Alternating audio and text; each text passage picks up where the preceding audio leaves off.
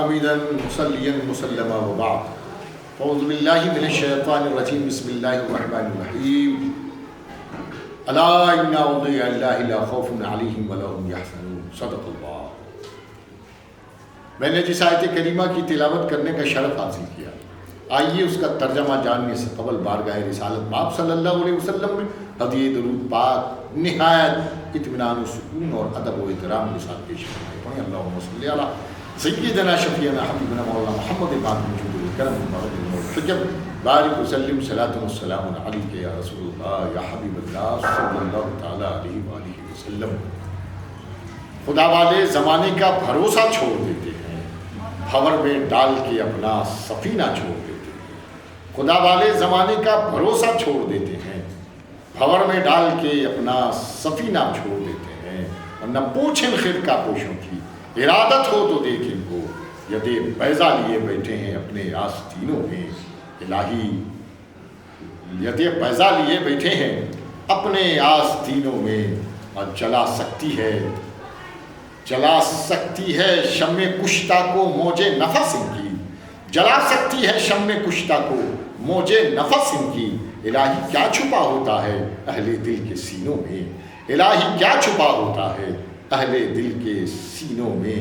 حضرات محترم، جس آیت کریمہ کی تلاوت کی ہے، رب فرماتا ہے خبردار ہو جاؤ، بے شک اللہ کے ولیوں کی اس کو نہ کوئی خوف ہے اور نہ کوئی حزن و ملال۔ حضرات، خوف یقیناً یہ بھی انسان کو ہلکان کرتا ہے،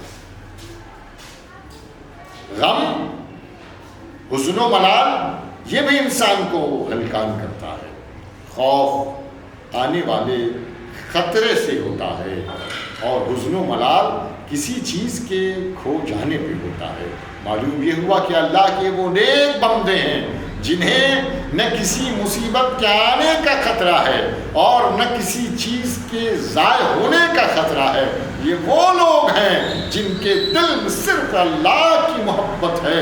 یہی وجہ ہے کہ پوری دنیا ان سے محبت کرتی ہے اور سارے لوگ ان سے ڈرتے ہیں، یہ صرف اللہ پاک سے ڈرتے ہیں۔ اولیاء اللہ کی یہ مقدس جماعت جن کا مشاہدہ آپ کرتے رہتے ہیں، یہ کون لوگ ہیں؟ اور ذرا نبی پاک سے پوچھو اپنے آقا سے۔ ایک صحابی نے میرے نبی سے پوچھا، کیا پوچھا؟ سئل رسول اللہ صلی اللہ علیہ وسلم عن اولیاء اللہ، پوچھا گیا کہ اولیاء اللہ کون لوگ ہیں؟ تو میرے آقا نے بڑا پیارا جواب دیا، اتنا پیارا جواب دیا کہ آپ سنیں گے آپ کی عقیدت کی کلیاں کھل اٹھیں گی، آپ کی ارادت میں یقیناً جان آ جائے گی۔ میرے آقا نے ارشاد فرمایا، اذا ذکر اللہ، ارے اولیاء اللہ اسے کہتے ہیں کہ جن کا چہرہ دیکھو تو تمہیں خدا یاد آ جائے، جن کی باتیں سنو تو تمہارے علم میں اضافہ ہو جائے، اور جن کی مجلس میں بیٹھ جاؤ تو تمہیں آخرت یاد آ جائے۔ یہ وہ اللہ یہ وہ نورانی جماعت ہے جو زمانے سے بیگانی ہے، لیکن زمانے والوں پر اللہ کے فضل ہے، اللہ کی مہربانی ہے، اللہ کے کرم ہے کہ اپنے نگاہ کرم سے یہ خاک کے ذرے کو، مشت غبار کو یہ صاحب تاج بنا دیتے ہیں، یہ قطرے کو سمندر بنا دیتے ہیں، یہ ذرے کو آفتاب بنا دیتے ہیں۔ اولیاء اللہ سے کیا حاصل ہوتا ہے؟ آپ کے ذہن میں یہ سوال ہوگا تو کسی نے بایزید بستانی رضی اللہ تعالیٰ عنہ سے پوچھا کہ آپ بتائیے کہ سب سے بڑھیا عمل کون سا ہے جس کے ذریعے سے میں جنتی ہو جاؤں؟ تو جانتے ہیں انہوں نے کیا فرمایا؟ انہوں نے کہا تھا کہ اولیاء اللہ سے محبت کرو، اللہ کے ولیوں سے محبت کرو۔ پوچھا کیوں؟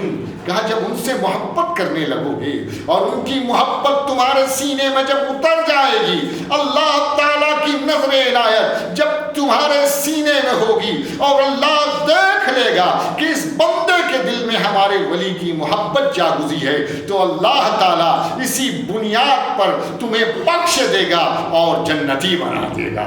اللہ اولیاء اللہ سے محبت کا کتنا بڑا ثمرہ ہے، کتنا بڑا انعام ہے کہ جو بندہ اس دنیا میں کسی ولی سے محبت کرتا ہے یقیناً اس دنیا میں وہ ولی کا دیوانہ کہلاتا ہے، اور جب یہاں سے جاتا ہے تو قبر میں اسے راحت ملتی ہے، اور جب حشر کے میدان میں پہنچے گا تو ولی کے صدقے میں اسے جنت نصیب ہوگی۔ معلوم یہ ہوا اللہ کے ولیوں سے آپ وابستہ رہیں گے تو یہاں بھی کامیاب رہیں گے، وہاں بھی کامیاب رہیں گے۔ اللہ سے دعا ہے اللہ ہمیں اور آپ کو اولیاء اللہ کے سے سچی اور پکی محبت اور نسبت رکھنے کی توفیق عطا فرمائے۔ وما علینا الا البلاغ۔